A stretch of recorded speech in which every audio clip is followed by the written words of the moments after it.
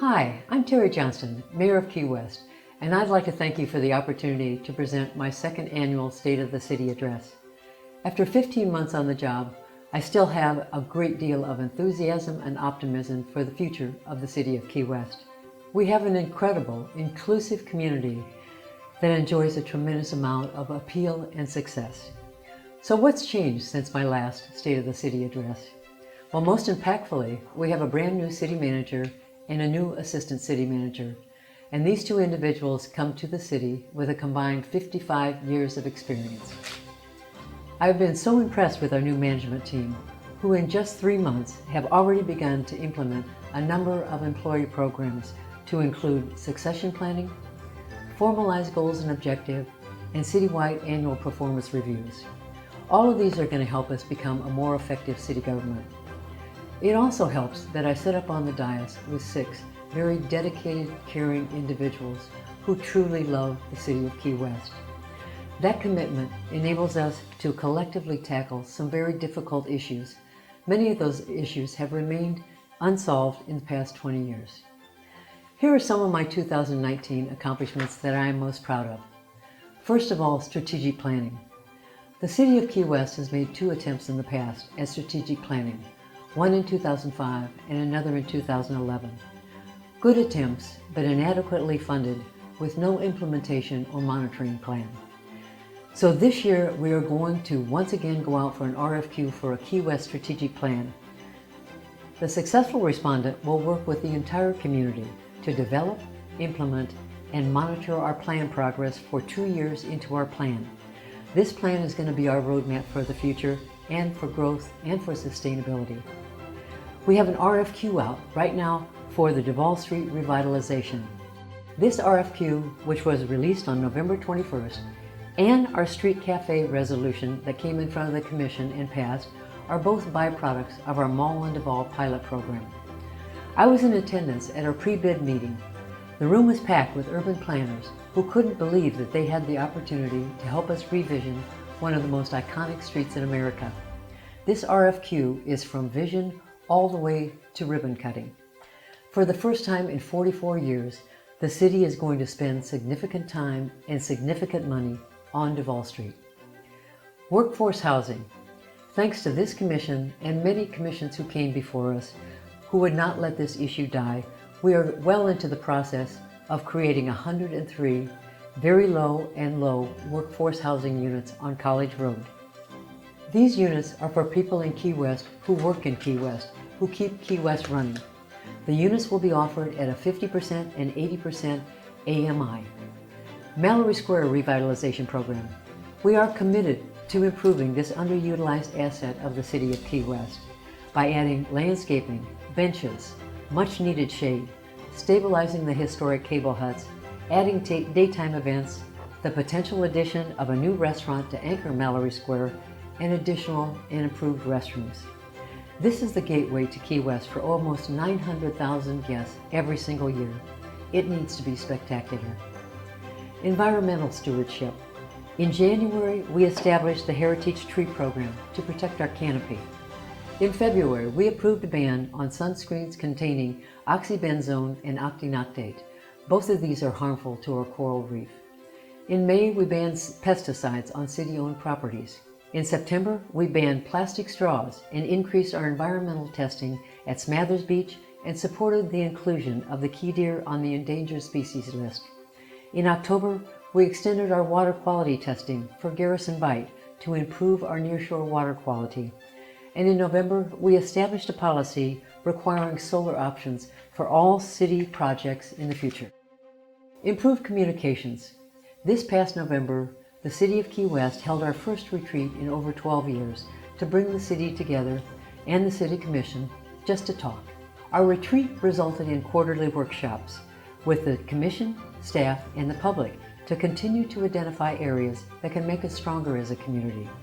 Each one of us on the Commission agreed to attend the meetings of one of 9 boards, advisory boards, to assure that we are all moving in the same direction through improved communications. IT is now producing a new Keys TV program called Project Spotlight, with the city manager showcasing significant ongoing city projects with the city project managers. In 2019, we also hosted 2 workshops with the Key West Realtors in an ongoing effort to communicate and work more effectively with our citizens and our business community. All of these communication efforts are going to make a profound difference in 2020.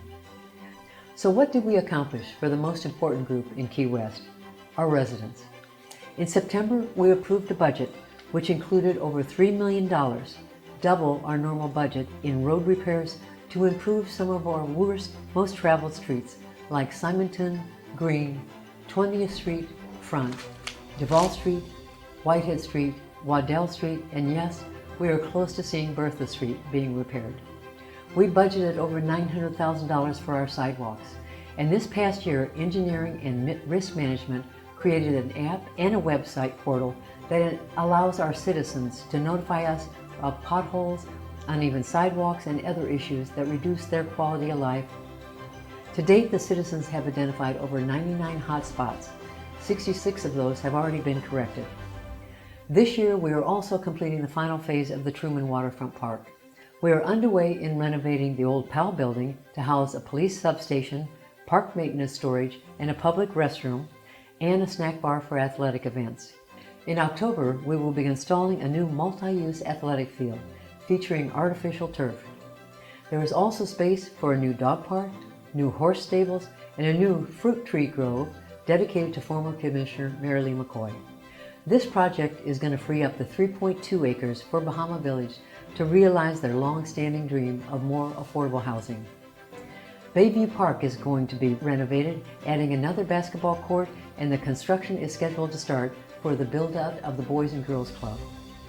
So let's spend some time recognizing some of the challenges that we also face in 2020 and beyond. The effects of climate change were brought to the forefront this year after many Key Western residents experienced lingering standing water on our streets. We must continue to work to harden and protect our community for the enjoyment of generations to come. Whether you subscribe to climate change or not, but one thing that we can agree upon is that we are united in our commitment to protect our over $11 billion in public property in Key West. To that point, Key West has placed a new and renewed emphasis on mitigation initiatives. The Key West City Commission has approved over $1 million for tide valves on stormwater outlets.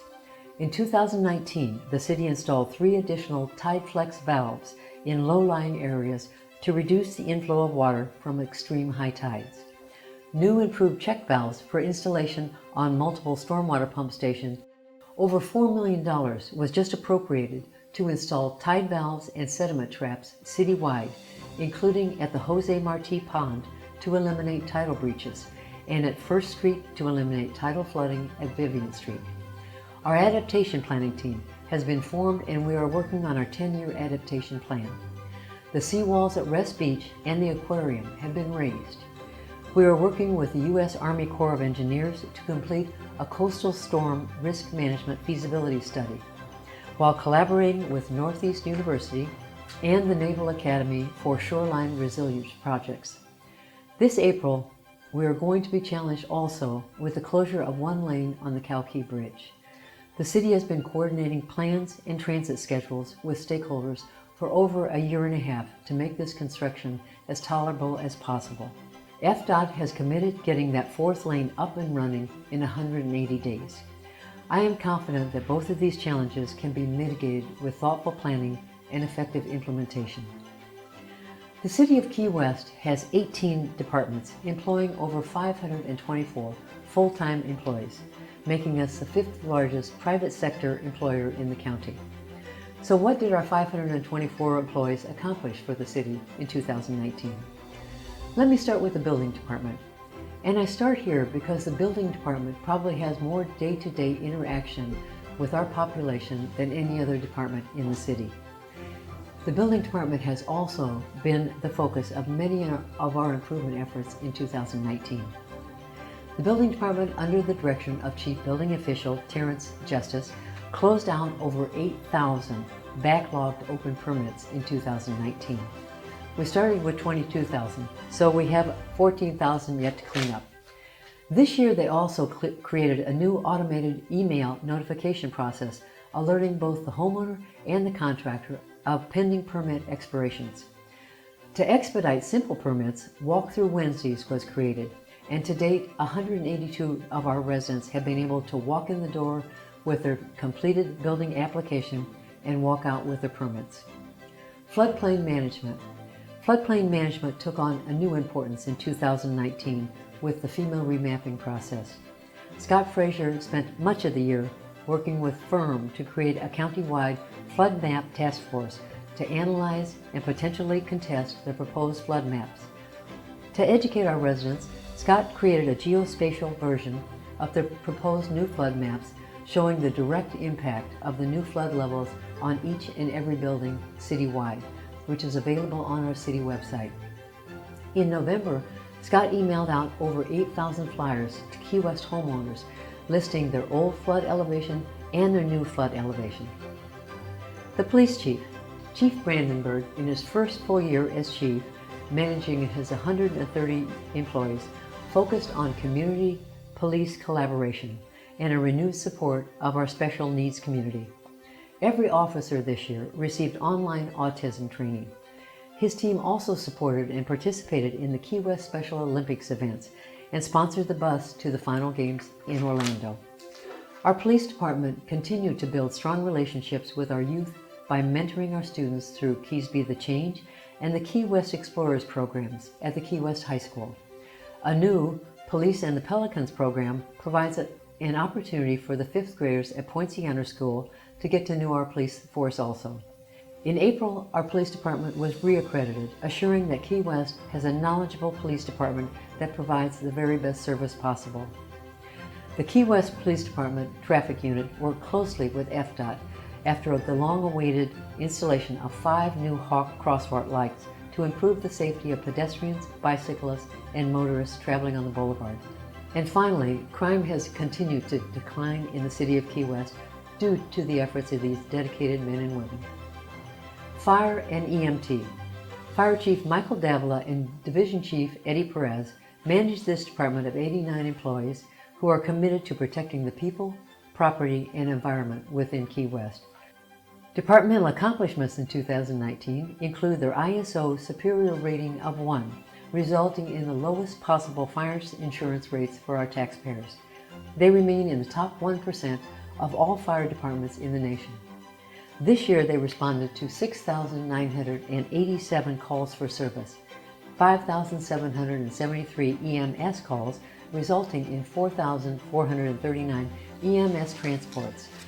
They continue to recruit locally, with 12 of our current firefighters having graduated from the Key West High School Fire Academy. They also were able to donate a retired mini pumper and a fire engine to the Bahamas following the devastation of Hurricane Dorian. Human Resources, under the direction of Director Samantha Ferris, is responsible for recruiting, selecting, developing, and retaining our workforce to serve the citizens of Key West. In 2019, HR filled 100 vacant positions, 29 with internal candidates, and 78 employees coming from the outside. Key West currently has a turnover rate of 9.5% annually, which is down from 14% in the 2 previous years. Utilities. John Paul Castro is in charge of our operation and management services for wastewater collection, treatment, and disposal, for solid waste and recycling collection and transfer, and our stormwater drainage system. The City of Key West collects an average of 4.5 million gallons of wastewater every day. Annually, we send about 40,500 tons of garbage, 5,500 tons of recycling, and 4,200 tons of yard waste over 167 miles up the coast. I've already mentioned many of the utility department's climate action initiatives, but we also have appropriated money for a Dennis Street stormwater pump station, a Harris and 10th Street neighborhood stormwater project, and Patricia and Ashby neighborhood piping project. And we are collaborating with Monroe County to connect the Bertha Street stormwater system to our pump station on Dennis Street. All of these initiatives will help remove standing water from our streets and our neighborhoods. Engineering. Director Steve McInerney and his staff have over 40 active projects. Some of the more notable projects are the Garden View Workforce Housing Apartments. The Glen Archer Gym renovation has just been completed and the Police Athletic League has moved in.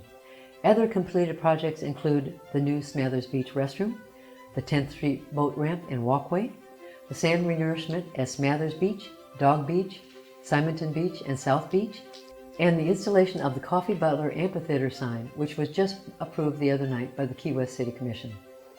Our Code Compliance Department is the department that we just love to hate. It's headed up by Jim Young, who in 2019 followed up on over 2,000 constituent complaints. Jim started 2019 working on 791 delinquent business tax receipts. As of September, all but 4 were in compliance, adding over $127,000 to the revenue of the city. Parking. Under the direction of John Wilkins, with a staff of 21 employees, John has been busy replacing over 25% of our aging pay stations with up-to-date models that, yes, you can actually read. Locals now enjoy 4 free hours of parking at the Park and Ride, Smathers Beach, Key West Bight, Angela Street Fire Station, and the Truman Waterfront. And we now offer reduced parking permits at the Truman Waterfront, available to residents up to mile marker 33. And this year, John was able to add a right-of-way coordinator and a new dedicated parking enforcement specialist. He continues to provide annual school crossing guard certification to all Key West and Monroe County school crossing guards. Port and Marine Services. Doug Bradshaw and his team spent 2019 improving infrastructure at the Key West Bight, the Garrison Bight, and at Mallory Square. These improvements include an 88-foot ferry terminal pier extension, electric pedestal replacements, boat ramp repairs, new pilings, and a seawall repair from turtle crawls all the way up to the Concord Public Restaurant. The new Dockmaster building was completed this year on the corner of Palm Avenue and the Boulevard, with new restrooms, showers, laundry facilities, as well as a new Dockmaster office and a new maintenance shop. Port and Marine Service personnel also coordinated the service and the transportation for 416 cruise ships, carrying over 880,000 passengers visiting Key West in 2019. Doug's department of over 36 people is responsible for the Key West Bight, City Marina at Garrison Bight, and our deep water port. IT. Newly promoted Director David Monroe's department is responsible for over 4,500 service requests from the city system users. This year, they upgraded the citywide phone system software, they relocated the data center from our police department to City Hall, and they upgraded the building department Trackit software. They configured and set up the new Dockmaster's office and implemented a new communication tool for our residents called eComment. Our Community Services Department. This department is famous for their legendary cleanups after Fantasy Fest and New Year's Eve. To accomplish this, Director Marcus Davila manages one of the largest departments in the city. Currently, they are moving into their new home over on Northside Drive, which will provide them much needed storage and organization to improve their efficiency. This year, they successfully managed the second year of the powerboat races at the Truman Waterfront, with virtually no damage noted to our park.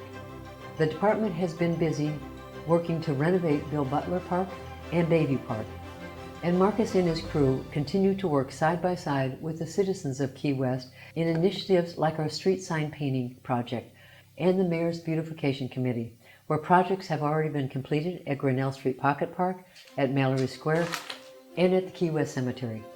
Beyond this, they were responsible for making sure that every one of our 75 special events comes off without a hitch, while making sure that the city looks good, our streets and sidewalks are in good condition, our right-of-ways in all city buildings are maintained, our trees are trimmed, graffiti and stickers are removed, and they also make our holidays special by hanging our Duval Street Christmas wreaths and by decorating City Hall.